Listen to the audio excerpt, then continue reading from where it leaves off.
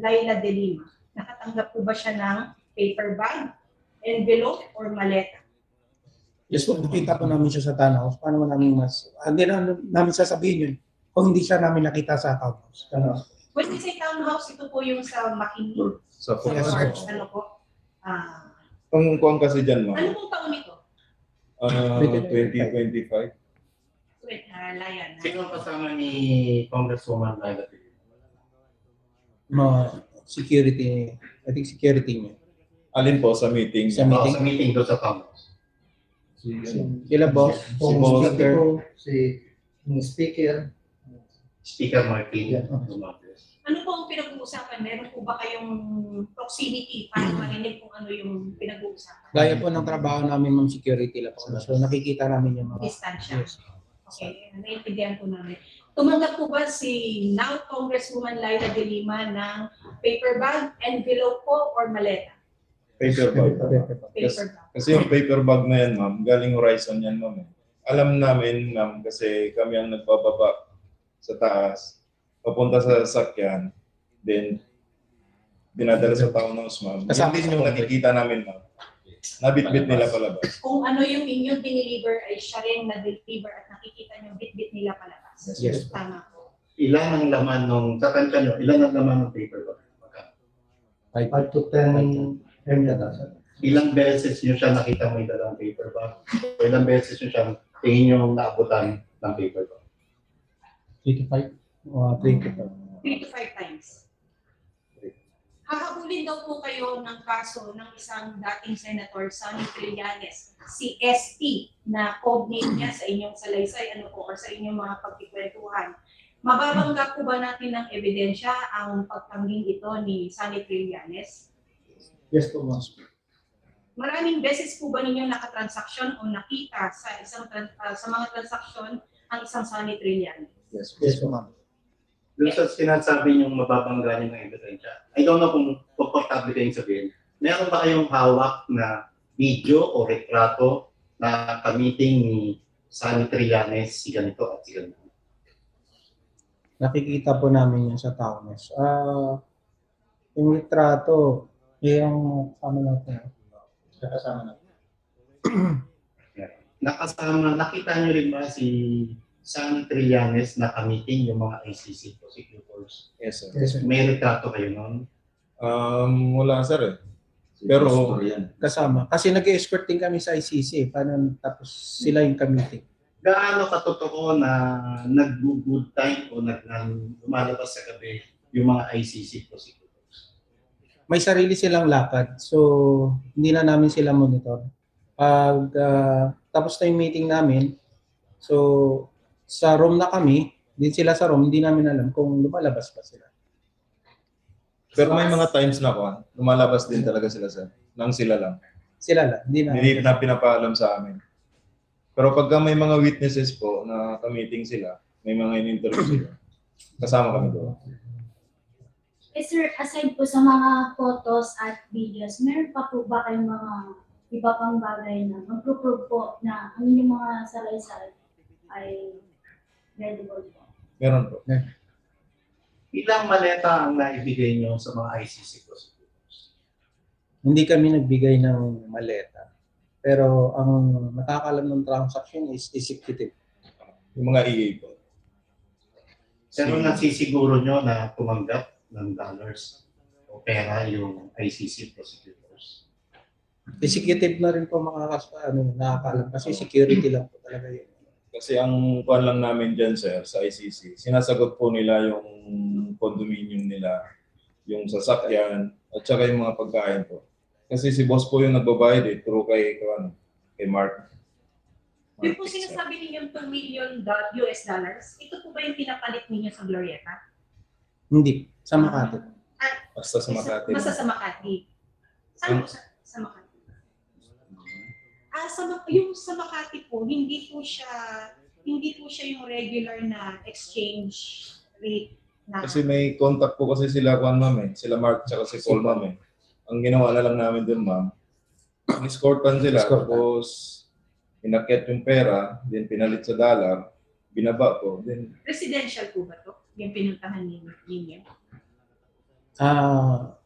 Residential siya. So, personal, Office. Sa office. May residential din, may office. so private individual po yung nagpalit ng halaga. Hindi siguro kasi siyempre kaya nilang palit yung dalawang maleta ng dollar.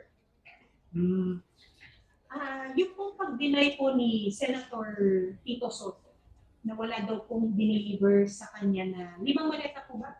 Okay, yun sa kanya. Wala daw pong dineliver. Paano po natin makakounter yung ano? And he jokingly said na baka hanapin sa akin ng asawa ko yan. Dininay po niya, wala pong maletang na i-deliver sa kanya. Kasama pa nga si boss noon, ma'am, yung pagdala namin doon. Tsaka buong team ng si team ni boss. si boss, nakita niya. Pumunta kami doon sa Nakita niyo po mismo si Senate President Tito Soto na nag-receive or nandun sa area na yon? nandun sa area. Nandun sa area. But hindi siya mismo ang nag-receive. May mga tao sa doon, siyempre, Pero nandun po siya. yung iniwan na namin doon, ma'am.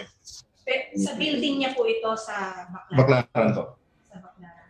Meron pong question doon na bakit po ang address ng isang Senator Erwin Tulfo napaka-generic na Green Hills San Juan. Hindi po specific. At alam din ng marami na maaaring siyang potential na kandidato for Vice President na maaaring bumangga sa sino man po ang makakatandem ni Vicky Sara. Ito po ba ay paninira lang di umano sa kanya? Hindi. Nakita niyo po siyang na-deliveran ng ano po ba ito? Envelope, maleta, paper bag? May paper bag, sir. Ma'am, may malita. Mismo sa bahay, sino po ang nag-receive? Sa part ko nung time na yun, ma'am, siya mismo po. Kasi may kasama ko na si Mark. Maleta po ang na-deliver. Paper bag yung sa time. Nung time niyo po, paper bag. Yes po, ma'am. Ang paper bag ay nagkakahalaga ng 5 to 10 Yeah, M. po. You said. Yes. Meron pong pagkakataon na maleta naman po ang na-deliver. Sa kasama namin po, pero dito sa amin parang Nalalaman niyo po ba kung ano ang purpose nung maleta, paper bag, or yung halagang dinideliver nila? EA na pong nakakaalam. Sila na po. Okay. Balikan ko lang yung kay Tito Sen sa kay Congresswoman Laila De Lima. Nakita niyo ba silang magkasama o naging team? Hindi po, sir. Hindi sila nagkasabay. Hindi sila nakasabay. Hindi sila Mostly nagkasama. kasi po sa town halls yung Pakilakas lang po ang boses, nagsasabi po yung mga natin, viewers po, live po tayo. Pakilakas po ang boses. Hindi po sila nagkasabay.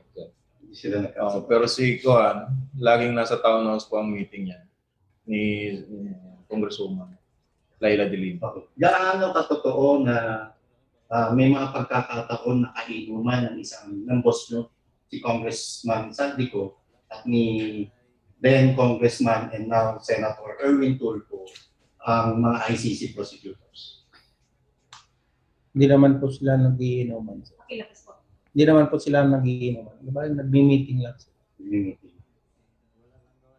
May idea kayo kung ano yung pinag-uusapan? Closed door kasi yan, sir. Closed door. Nasa labas Yung mga na- security kasi sa labas na.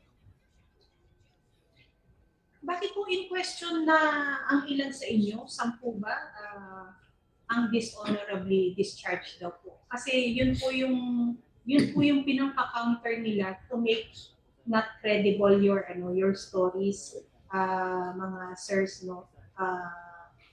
Ano po kayang pwede nating gawin dun? Well, we see the risk na hinaharap po ninyo, no? May mukha, may mga boses, may mga salaysay, may mga pamilyang maaaring mapahamak. Gusto lang po natin talagang labanan din kung ano yung paninira. Sinabi na po ng Blue Ribbon Chairman na si Senator Ping Lacson na hindi nila bibigyan ng oras na kayo ay maimbitahan man lang sa Senado para ito ay dinigin. Ngunit kahit papano ay ipinaglalaban din naman ni Senator Amy Marcos na sana nga ay kayo'y maimbitahan para maging opisyal lalo ang inyong mga pahayag. Ngayon pong sinabi niya na hindi kayo maaaring maimbitahan sa Senado, ano na po ang ating next steps para sabihin naman ng maraming sambayan ng Pilipino that this is now the proper forum para malaman natin ang buo pang mga katotohanan.